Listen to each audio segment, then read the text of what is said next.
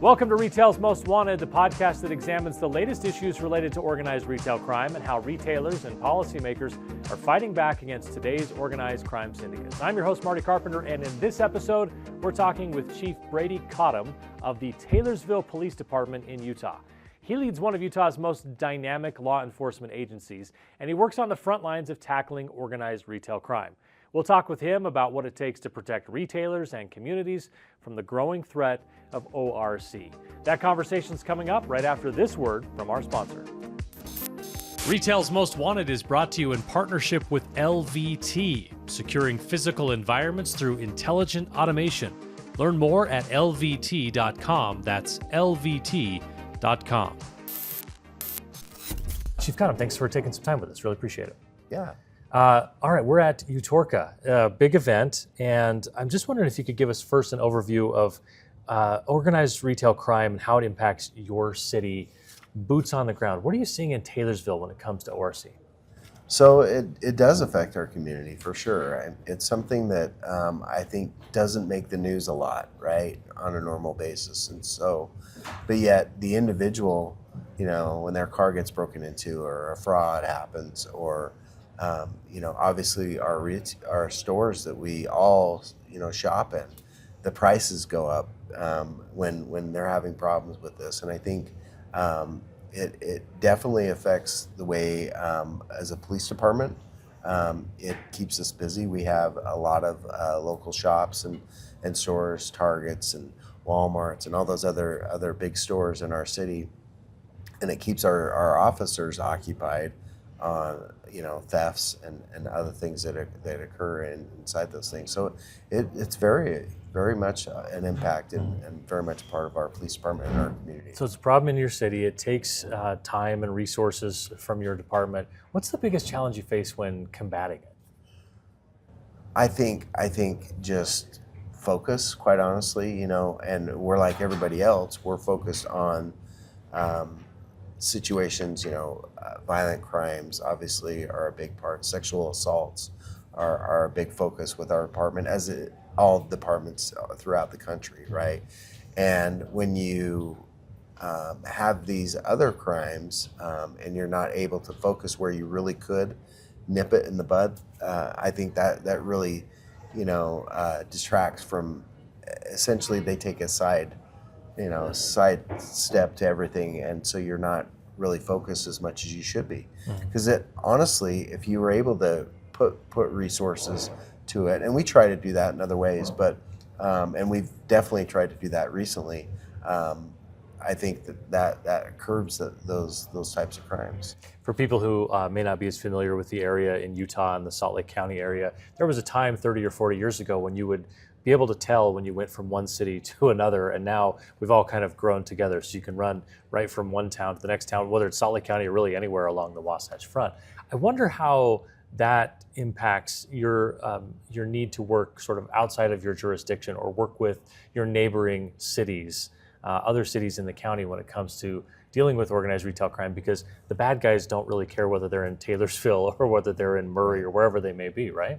No, absolutely. It's funny that you mentioned that, because I was just talking to a friend of mine about how long I've been a cop for. This is my 30th year, and thank you for your service. Congratulations, 30 years. That's impressive. Yeah, and just the changes that have occurred, exactly to what your point is there.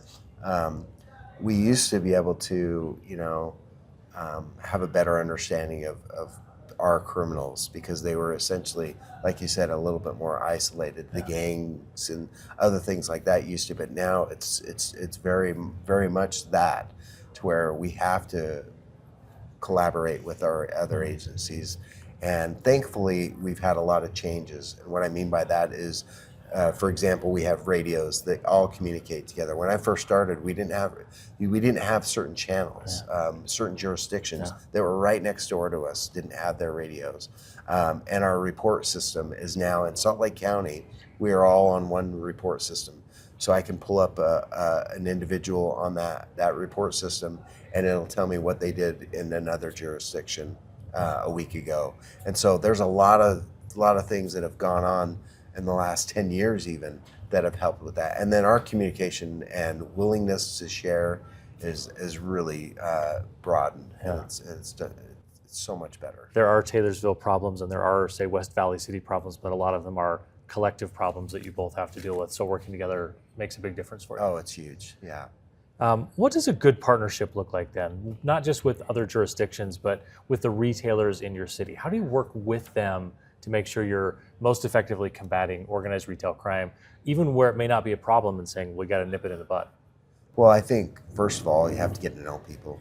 So it's time, like anything else, and get to know people. What are some of their struggles, some of their problems that they're having? Where do they specifically need help? I can assume a large box store needs help with certain things, but I really don't know until I go in there and talk to those people and ask them and talk to them and get some more information. And thankfully, I feel like we're doing that pretty well. The unfortunate part of not just organized retail crime, but I think crime in general, is that the bad guys tend to adapt really quickly and try to stay just a little bit ahead of the good guys.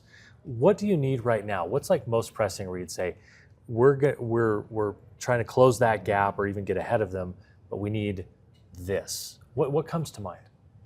Honestly, because I'm old school, I think we need to take a little bit of a step back. Technology and all the other tools that we use in policing are fantastic.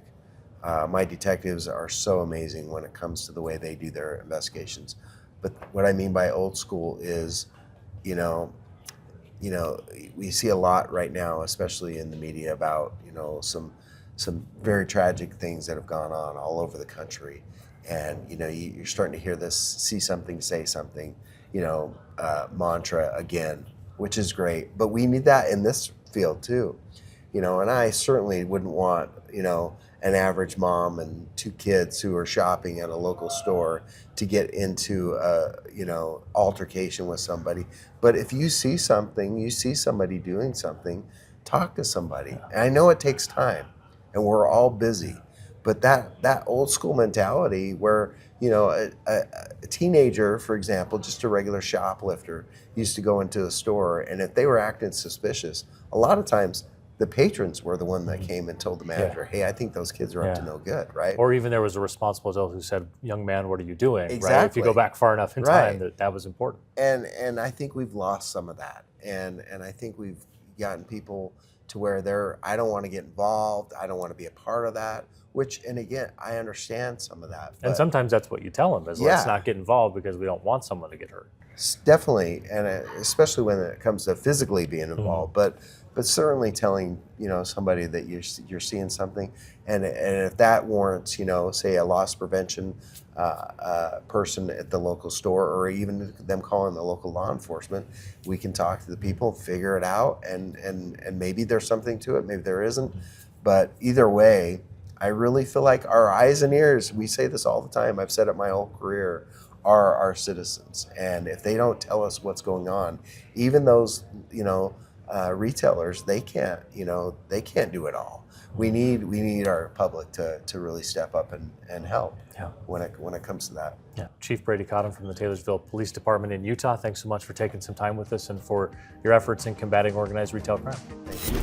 That's it for this episode of Retail's Most Wanted. Thanks to our presenting sponsor, LVT. And don't forget to hit that subscribe or follow button so you can catch each new episode. We drop one every 2 weeks. You can also find us on X, LinkedIn, and YouTube. Links for all of those are in the show notes below. Thanks for being with us, everyone. And as always, keep up the good fight.